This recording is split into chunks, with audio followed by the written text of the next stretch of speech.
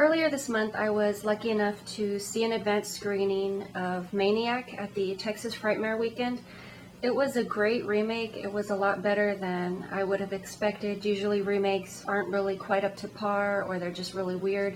This one was done from a first-person perspective, and I think it really added to the story. You get to see actions through Frank or the killer's eyes, and there are sequences in which you get flashback memories, but you also share in his dreams. So it feels like you're really there in the moment with him. You're sort of, in a sense, actually with the killer.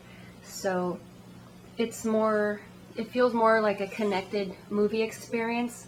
This film is adapted from the original 1980 film, which was co-written and starred Joe Spinell. The remake does star Elijah Wood. It's very interesting how they worked in his sequences. It's kind of strange to watch a point of view movie and not be able to see the star. So it's very interesting how they worked in bits of reflections or even just dream sequences in which you're able to see Elijah.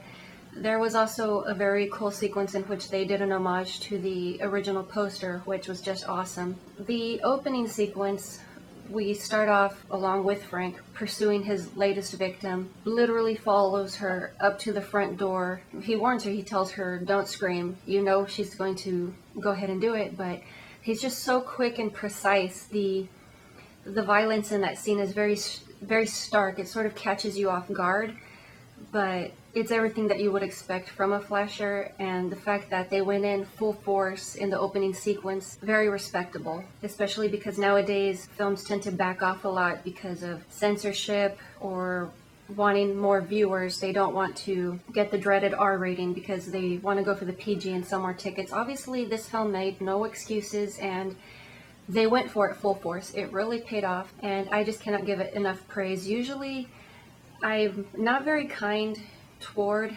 remakes, just perspective-wise, because they have a track record of not being very great, but this one was just awesome. In this version, Frank does not own or run an apartment complex, so he isn't a landlord.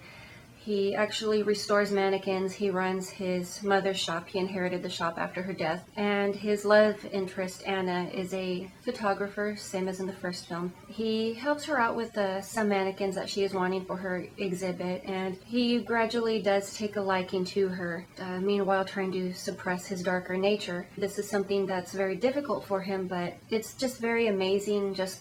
You have a lot of friendly moments in the film where you get to see his more human side, and you actually feel bad. You're like, this is a guy, he's a nice person, he just has this demon sort of overpowers him from time to time. I would say he's a very endearing character, sort of an underdog type person, and people do dump on him in the movie. He does get even with them, of course. That's also to be expected. I also really like how this film took a more heavy psychological approach. There's a lot of symbolism. There's a lot of, especially in the dream sequences, you also get the memory flashbacks, as I said, and this really gives you more in-depth look of Frank. You get to see his childhood, his upbringing, and it further does help you understand why he feels the impulse to murder women, sort of, I guess you would say, a sense punishing his mother. It really is a very heavy film. Yes, it is a gore film. It's a slasher, but it's a very thought-provoking film in the sense that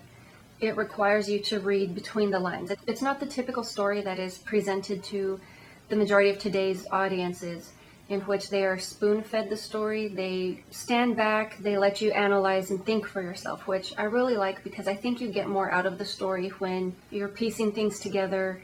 And sometimes you catch things that maybe to you add more depth that maybe someone else didn't catch, or maybe the filmmaker did not intend, but it feels like all around it's a more fulfilling movie-going experience. I would definitely say great film. If you get a chance, take a look at it. Maybe later on, once the film does fully release and everyone's gotten a chance to do it, I might do a side-by-side comparison. I don't want to just go out and ruin it for anyone who hasn't seen it. But that is all I have for today. I will talk to you later.